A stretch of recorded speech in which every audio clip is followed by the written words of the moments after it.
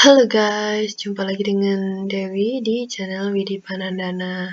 Nah, kali ini Dewi akan membahas tentang sistem saraf. Oke, jangan lupa untuk like, share, dan subscribe ya para konco semuanya. Di sini Dewi sebelum masuk ke videonya ya, Dewi di sini hanya ingin men-share apa yang Dewi dapat dan apa yang Dewi bagikan, bukan bersifat menggurui atau bagaimana. Oke, ya, para konco semuanya, langsung ya. Di sini ada sistem saraf. Nah, apa sih itu sistem saraf? Nah, di dalam PPT ini kan sistem saraf itu adalah pusat kontrol tubuh, pengaturan dan jaringan komunikasi. Dia mengarahkan fungsi organ dan sistem tubuh. Pusat dari semua aktivitas mental meliputi pemikiran, pembelajaran, dan memori. Jadi si sistem saraf ini itu adalah suatu pusat kontrol tubuh, di mana dia itu mengontrol semua aktivitas kita, ya, semua aktivitas kita. Contohnya seperti apa? Contohnya ya saat kita berpikir, saat kita memahami sesuatu, saat kita belajar, saat kita mengingat, itu juga salah satu kontrol atau peran dari sistem saraf tersebut. Nah, di mana dia itu mengarahkan fungsi dari organ-organ dan sistem tubuh untuk melakukan suatu aktivitas yang kita lakukan gitu. Oke. Sistem saraf ini bersama-sama dengan sistem endokrin dalam mengatur dan mempertahankan homeostatis. Homeostatis itu apa sih? Homeostatis itu adalah lingkungan internal tubuh kita.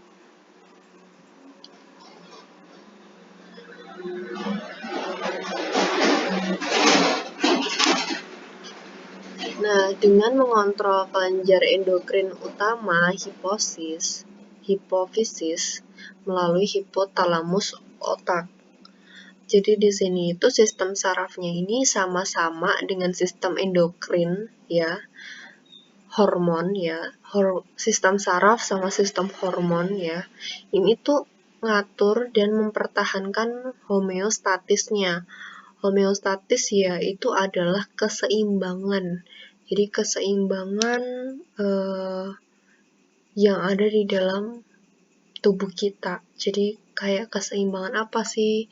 Misalnya kalau kita dehidrasi itu ya, berarti kan kita kekurangan cairan. Nah, pusat pengontrolan itu ya dari sistem saraf dan sistem endokrin. Tetapi yang mempengaruhi dari dehidrasi bukan dari itunya, cuman yang menjadi pusat pengontrol untuk mengontrol kadar dari cairan tubuh, berapa hormon yang harus dikeluarkan dan lain segala macamnya, itu ada di sistem saraf dan sistem endokrin kita. Dengan ngontrol kelenjar endokrin ini, atau utamanya itu hipofisis, melalui hipotalamus otak. Jadi melalui otak ya. Nah, fungsi sistem saraf pusat di sini. Sistem saraf pusat ini seperti yang ada di gambar ini. Contohnya, kalau kita itu pingin minum air ya, kita pasti organ mata kita itu melihat objek atau melihat benda. Bendanya di situ apa? Air. Nah, itu sel saraf akan mengirim input sensori ke otak. Jadi dia itu mengirimkan dan menerima rangsangan. Jadi kalau sudah masuk ke otak ya, sudah masuk ke otak dan integritas itu ya, dia itu akan memberikan rangsangan berupa gerakan tangan untuk mengambil air. Jadi outputnya itu output motorik saat kita itu ngambil air, karena kita melihat air di sini dan kita ingin minum. Nah, itu adalah salah satu dari pengontrolan atau fungsi dari sistem saraf pusat tersebut.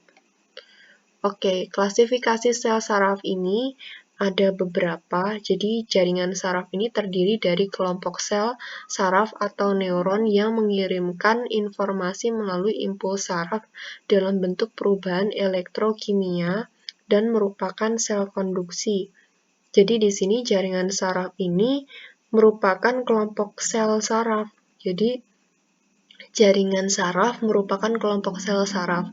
Jadi, sel saraf itu berkelompok. Nah, sel saraf atau neuron itu ngirimin informasi yang disebut dengan impuls saraf. Jadi, impuls saraf itu adalah berupa informasi ya. Informasi yang dikirimkan dalam perubahan elektrokimia.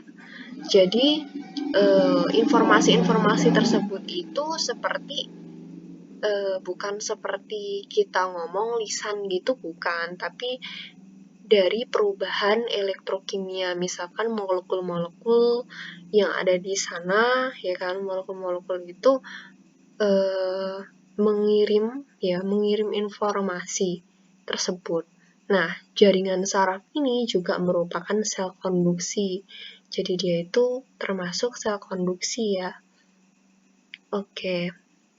Lanjut, di sini ada neuron. Neuron itu apa sih? Di sini neuron itu adalah sel saraf yang sesungguhnya. Jadi kalau tadi jaringan saraf itu terdiri dari kelompok neuron, nah ini kita bahas tentang neuronnya. Neuronnya itu adalah sel saraf yang sesungguhnya. Jadi jaringan saraf itu terdiri dari sel-sel yang melakukan dukungan dan perlindungan. Jadi sel-sel ini itu melakukan perlindungan sendiri ya. Nah, sel ini juga disebut dengan neuroglia atau sering disebut dengan sel glial gitu. Jadi sel ini disebut dengan neuroglia.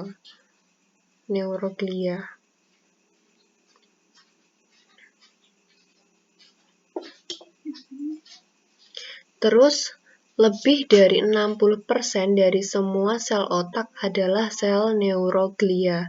Jadi 60% semua sel otak itu termasuk neuroglia. Neuroglia itu apa? Jaringan saraf yang terdiri dari sel-sel yang melakukan dukungan atau perlindungan. Gitu. Terus neuroglia itu bukan sel konduksi. Jadi kalau neuroglia itu bukan sel konduksi, tetapi yang menjadi sel konduksi itu adalah jaringannya saraf dan kelompok-kelompoknya dari neuron. Mereka adalah jenis khusus dari jaringan ikat untuk sistem saraf. Jadi neuroglia itu termasuk jaringan ikat. Ya. Karena dia itu cuma untuk mendukung atau melindungi sel sarafnya. Terus lanjut, di sini ada neuron. Neuron itu atau sel-sel saraf ya adalah unit struktural dan fungsional dari sistem saraf. Mereka adalah sel halus yang khusus untuk menghasilkan dan mengirimkan impuls saraf. Jadi neuron ini itu merupakan unit struktural ya. Dia itu terstruktur dan terfungsional. Jadi sangat fungsional, sangat multifungsi ya di sini dari sistem sarafnya. Jadi istilahnya kayak gini, kayak penting gitu lah. Neuron itu penting banget di sistem sarafnya karena mereka itu untuk menghasilkan dan mengirimkan impuls. Impulsnya itu apa? Impulsnya itu informasi. Mengirimkan informasi yang berupa perubahan elektrokimia yang ada di otak ya, yang ada di otak itu si neuron ini gitu yang bekerja. Terus, neuron ini dapat bervariasi dalam ukuran dan bentuknya, tetapi mereka memiliki banyak ciri-ciri yang umum. Jadi, neuron ini punya banyak banget variasinya. Ukuran sama bentuknya itu sangat banyak, sangat bermacam, tapi memiliki banyak ciri-ciri yang umum. Ya, neuron ini sifatnya itu amitotik. Apa sih itu amitotik? Jadi, sel yang tidak dapat diperbarui lagi. Jika sel tersebut mengalami kerusakan, maka tidak akan bisa mengalami mitosis gitu dan tidak bisa digantikan oleh sel baru gitu. Jadi, kalau sel sarafnya rusak, tidak bisa dikembalikan lagi, tidak bisa diperbarui lagi. Setiap neuron ini memiliki 3 bagian. Yang pertama ada badan sel, yang kedua ada 1 atau lebih dendrit, dan yang ketiga ada 1 akson. Badan sel di neuron itu ada 1. Ya, setiap neuron. Kalau dendrit bisa 1 atau lebih, karena biasanya bercabang. Jadi dendrit itu percabangan kecil. Kalau akson, dia itu percabangan yang panjang. Nanti Dewi akan tunjukkan. Nah, neuron dan bagian-bagiannya.